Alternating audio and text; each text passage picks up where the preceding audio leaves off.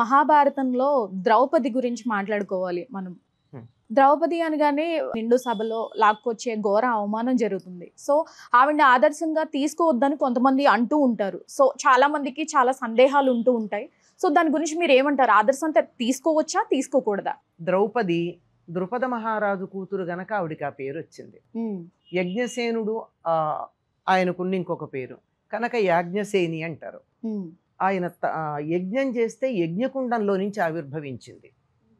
ఎందుకు యజ్ఞం చేశాడంటే అర్జునుణ్ణి వివాహం చేసుకోవడానికి తగినటువంటి కుమార్తె, అదేవిధంగా ద్రోణుణ్ణి గెలవగలిగినటువంటి కుమారుడు కావాలని యజ్ఞం చేశాడు. ఆ యజ్ఞంలోంచి వీళ్ళిద్దరూ ఆవిర్భవించారు, ధృష్టద్యుమ్నుడు ద్రౌపది. ఆవిడ ఎలా ఉందంటే నల్ల కలువల రేకుల్లాంటి శరీర ఛాయ కలిగి అద్భుతమైనటువంటి సౌందర్యంతో విరాజిల్లుతూ ఆవిడ ఆవిర్భవించింది. ఆవిర్భవించిందేమీ చంటి పిల్లలాగా పుట్టడం పెరగడం ఏం లేదు, యవ్వనంలోనే ఉంది. ధృష్టద్యుమ్నుడు అంతే. యజ్ఞోద్భవ, ఆవిడ అగ్ని సంభవ, అగ్నిలోంచి ఉద్భవించింది. అగ్నితత్వం పరిపూర్ణంగా తనలో కలిగి ఉన్నటువంటిది. ఈవిడ ప్రత్యేకంగా ద్వాపరయుగం చివరలో ఉన్నటువంటి భూభారాన్ని తగ్గించటానికి ఆవిర్భవించిన వాళ్ళల్లో ద్రౌపది ఒకటి. ఓకే. వీళ్ళందరికీ ఒకటే పేరు. ఆయన కృష్ణ అని అన్నారు కదా, ఆవిడ కృష్ణ. వ్యాసుడికి ఉన్నటువంటి పేరు కృష్ణద్వైపాయనుడు, కృష్ణుడికి ఉన్న పేరు కృష్ణుడు, అర్జునుడికి ఉన్న పేర్లలో ఒకటి కృష్ణ.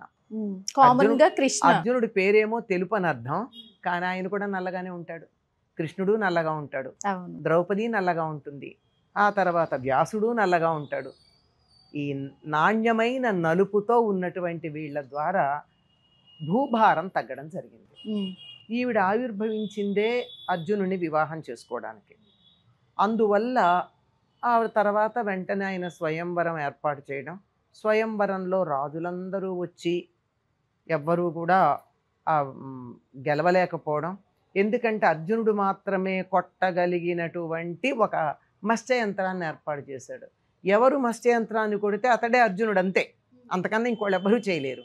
కొంతమంది ప్రయత్నం చేశారు, కొంతమంది ప్రయత్నం చేయలేదు. అలా చేసేవాళ్లలో కర్ణుడు వెళ్ళంగానే నాహంవరయామి సూతం అంటుంది, నేను సూతుణ్ణి పెళ్లి చేసుకోను అంది. ఇక్కడ మనం గుర్తుంచుకోవాల్సింది ఏమిటంటే, ఎవడో ఒకడు ముక్కు మొహం తెలియనివాడు, పనికి రానివాడు గెలిస్తే కూతుర్ని వాళ్ళకిచ్చి చేసేస్తానని తండ్రి అంటే కూతుళ్ళకేం నోరు లేదా? వాళ్ళ అభిప్రాయం వ్యక్తం చేయడానికి అధికారం లేదా? అంటే స్వయంవరంలో కూడా ఎవరు పాల్గొనొచ్చో పెళ్లి కూతురు నిర్ణయం చేసుకోవచ్చు. అది మన ప్రాచీన సంప్రదాయంలో మనకు ఉన్నటువంటి గొప్ప విశేషం. అంతేగాని ఏం అవిటివాడో, పనికిరానివాడో, రోగిష్టో, ముసలివాడో మత్స్యయంత్రాన్ని కొడితే ద్రౌపది ఒప్పుకుంటుందా? ఎందుకు ఒప్పుకుంటుంది? మనకు అలాంటి అభిప్రాయాలు కలిగించారు. కానీ ఆవిడ మాత్రం నేను సూతుణ్ణి పెళ్లి చేసుకోనంది. అయిపోయింది. అయ్యాక రాజులందరూ ప్రయత్నం చేశారు. చివరికి రాజులెవరూ లేకపోతే ఏమో మారువేషంలో ఉండుండొచ్చు కదా పాండవులు, అంచేత ఉంటే బయటపడతారన్న ఉద్దేశంతో బ్రాహ్మణుల్ని తర్వాత చేయమంటే బ్రాహ్మణ రూపంలో ఉన్నటువంటి అర్జునుడు వెళ్ళి మత్స్యయంత్రాన్ని కొట్టిన వెంటనే ఆవిడని వివాహం చేసుకున్నాడన్న ఉద్దేశంతో ఆవిడ ఆయన వెంట బయలుదేరి వెళ్ళిపోయింది. రాజులందరూ ద్రుపద మహారాజుతో యుద్ధం చేయడం మొదలెట్టారు. నువ్వు మమ్మల్ని మోసం చేశావు, అనవసరంగా ఒక బ్రాహ్మణుడికి ఇచ్చి పెళ్లి చేసావు, రాజులందరిని ఎందుకు పిలిచావని. అప్పుడు భీముడు మొదలైన వాళ్ళందరూ అక్కడుండి వాళ్ళందరితో యుద్ధం చేశారు. ఈవిడ అక్కడికి వెళ్ళిపోయిన తర్వాత కుంతీదేవి భిక్ష తెచ్చాను అంటే 5గురు పంచుకోండి అంది. మరి కుంతి మాట తప్పనిసరిగా ఆచరించాలి. కుంతి చాలా గొప్ప తపస్సంపన్నురాలమ్మ, అసలు ఆవిడ గురించి చెప్పాలంటే చాలా గొప్ప. అటువంటి ఆవిడ జీవితం అంతా తపస్సుగా ధారపోసినటువంటిది. అటువంటి కుంతి మాట కాదనడానికి వీల్లేదు. ఏం చేయాలి అని ఆలోచించారు. పైగా పెద్దవాడికి పెళ్లి కాకుండా మూడోవాడు చేసుకోకూడదు, అంతే కదా. అప్పుడు వ్యాసుడు మొదలైనటువంటి వాళ్ళ, కృష్ణుడు మొదలైన వాళ్ళందరూ వచ్చి ఈవిడికి 5గురు భర్తలు ఉండాలి అని పూర్వజన్మలో ఈవిడ కోరుకున్న దానికి ఫలితంగా ఇప్పుడు 5గురు భర్తలు.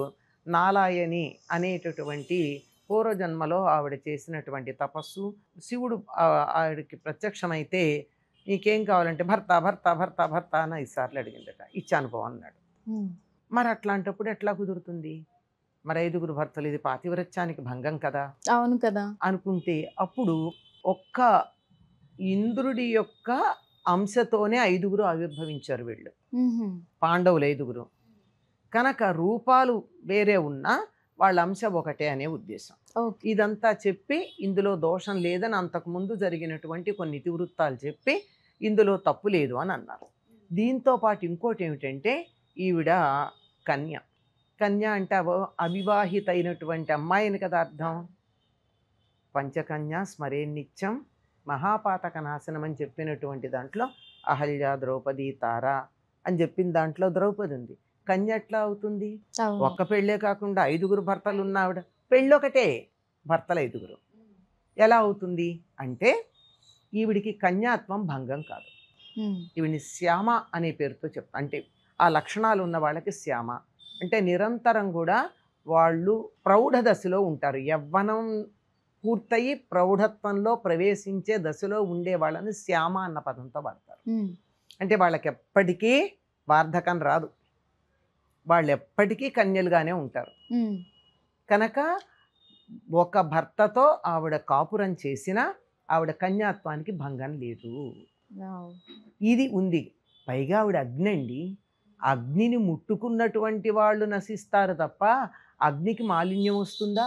అగ్నిలో ఏది పడితే అది శుద్ధమవుతుంది తప్ప అగ్ని ఎక్కడ పాడయ్యేది కాదు. మలినం మన కాదు. గమ్మత్తుగా చూసుకున్నట్టయితే పంచకన్యలు అని చెప్పేటటువంటి వాళ్ళందరూ పంచభూత తత్వాలకు సంబంధించి కనపడతారు. అవును. అహల్య ఆకాశతత్వం, ద్రౌపది అగ్నితత్వం, తార వాయుతత్వం, మండోదరి జలతత్వం, సీత భూతత్వం. ఉమ్, ఈ 5గురు కూడా పంచభూతాలకు సంబంధించినటువంటి తత్వాలతో ఆవిర్భవించినటువంటి వారని చెప్తూ ఉంటారు. ఉమ్, అంటే దీనికి సంబంధించి ప్రత్యేకంగా ఎక్కడ ఒక నిర్ధారణగా చెప్పి ఇట్లా ఉందని కాదు, కానీ మనం చూస్తే తెలుస్తోంది కదా. అవును. ఈవిడేమో భూమిలోంచి పుట్టింది, మండోదరి ఆవిడికి సంబంధించి జలతత్వంగా ఉందని, ఆ తర్వాత ఆవిడ కప్పకి సంబంధించినది ఉందని కొంచెం పురాణాలు, వేరే పురాణాలు చెప్తూ ఉంటాయి. కనుక ఈవిడ ఎలాగూ తారవాయుతత్వం తెలుస్తూనే ఉంది. ఈవిడ అగ్నితత్వం, అహల్య ఆకాశంలోంచి ఉద్భవించినటువంటిది. అంచేత ఈ పంచభూతాలు ఏవైతే ఉన్నాయో వాటి తత్వాలతో కన్యలని తయారు చేశారు. వీళ్ళందరూ పంచకన్య స్మరే నిత్యం మహాపాతక నాశనం అన్నారు. ఉమ్, వీళ్ళు కన్యలు అంటే వివాహాలు అయ్యాయి కదా, అంటే వీళ్ళకి కాపురం చేస్తే వచ్చేటటువంటి దోషం ఏదైతే ఉందో కన్యాత్వ భంగం జరగదు. ఉమ్, అంచేత ద్రౌపది చాలా ఆదర్శప్రాయురాలు. 5గురిని వివాహం చేసుకున్నా ఎంత బాగా చేసింది అంటే, అప్పుడు వచ్చి వాళ్ళకు ఒక వ్యాసుడు వచ్చి ఒక నియమం పెడతాడు. ఒక భర్తతో ఆవిడ కాపురం 1 సంవత్సరం చెయ్యాలి. ఆ సమయంలో ఇతరుల గురించి తలుచుకోవటం కానీ ఇతరులతో మాట్లాడడం కానీ చేయకూడదు మిగిలిన 4గురితో. మిగిలిన 4గురు ధర్మరాజు దగ్గర ద్రౌపది కాపురం చేస్తున్నటువంటి కాలంలో మిగిలిన 4గురు పొరపాటును కూడా అక్కడ అడుగు పెట్టకూడదు.